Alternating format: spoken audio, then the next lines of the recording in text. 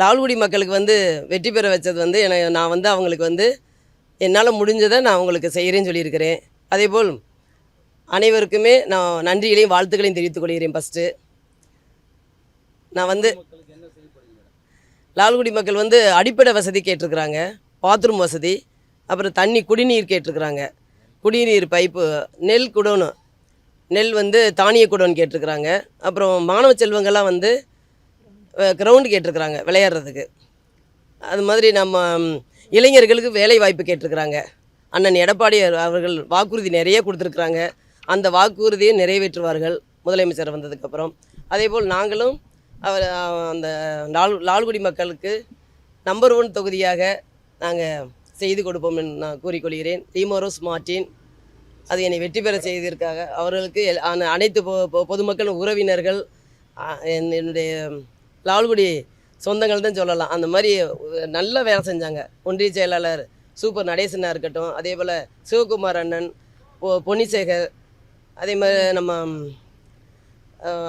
அருணகிரி அண்ணன், சிவகுமார் அண்ணன், அதேமாரி நம்ம பிச்சைப்பிள்ளை அவர்கள், ஜேக்கப் அவர்கள், அனைத்து ஒன்றியமும் நல்லா வேலை செஞ்சாங்க. அதே போல் மகளிர்களும் செல்வமேரி அவர்கள், அதே போல் நம்ம ஜெயா, உஷா, கீர்த்தனா எல்லாருமே நல்லா வேலை செஞ்சாங்க.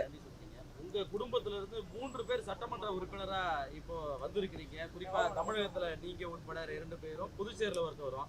இந்த கிரிட்டிக்கை வந்து பாசிட்டிவாக பார்க்குறீங்களா, நெகட்டிவாக பார்க்குறீங்களா? ஒரே குடும்பத்தில் 3 எம்எல்ஏ இல்லை, பாசிட்டிவாக தான் பார்க்குறேன். எப்படி இருக்குது அந்த ஃபீல்? ஏன்னா 3 கட்சி இல்லை, இது வந்து மிரக்கல் தான் சொல்லலாம்.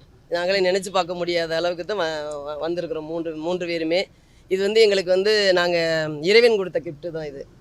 தமிழக வெற்றி கழகம் வந்து தமிழகத்தில் 108 இடங்களில் வெற்றி பெற்றிருக்கு, ஆட்சி அமைக்கிறதுக்கான முயற்சியில் இருக்கு. தமிழக வெற்றி கழகத்தோட இந்த இதை எப்படி பார்க்குறீங்க?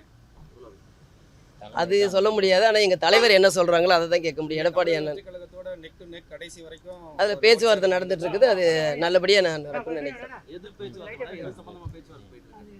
ஆதரவு தெரிவிக்கிற மாதிரியான எது பேச்சுவார்த்தை நடக்குதா? ஆமாம், தாவேக்காவுக்கும் நம்ம எடப்பாடி அண்ணனும் பேச்சுவார்த்தை நடந்துட்டு இருக்குது. நல்லபடியாக பேச்சுவார்த்தை முடியும்னு நினைக்கிறேன். அண்ணன் எடப்பாடி அண்ணன் தான் ஆட்சி அமையும் என்ன. கண்டிப்பாக. தேங்க்யூ. நன்றி. முதலமைச்சர் எடப்பாடி அவளை குறிப்பிட்டீங்க. இவர் ஏதோ முதலமைச்சர் ஆகிறதுக்கான பேச்சுவார்த்தை நடக்குது? இல்லை, நடந்துட்டு தான் இருக்குது, போயிட்டு தான் இருக்குது. தாவேகா சைடுல இருந்து என்ன ரெஸ்பான்ஸ் ஏதாவது உங்களுக்கு டிஸ்கஸ்? அது தெரியல. கண்டிப்பாக அப்போ தாவேகா தலைவர் விஜயோட எடப்பாடி அவர்கள் பேசியிருக்காரு. நல்ல பேச்சுவார்த்தை நடந்துட்டு தான் இருக்கு. நன்றி. நன்றி. செய்திகளை உடனுக்குடன் தெரிந்து கொள்ள கீழ்கண்ட கேபிள் மற்றும் டிடிஹெச் நெட்வொர்க்குகளில் எம்நாடு செய்தி தொலைக்காட்சியை காணுங்கள். பாதகம் செய்பவரை கண்டால் நாம் பயம் கொள்ளலாகாது பாப்பா. மோதி முடித்து விடு பாப்பா, அவர் முகத்தில் உமிழ்ந்து விடு பாப்பா. அண்மை செய்திகளை உடனுக்குடன் தெரிந்து கொள்ள இணைந்திருங்கள் எம்நாடு தொலைக்காட்சியுடன்.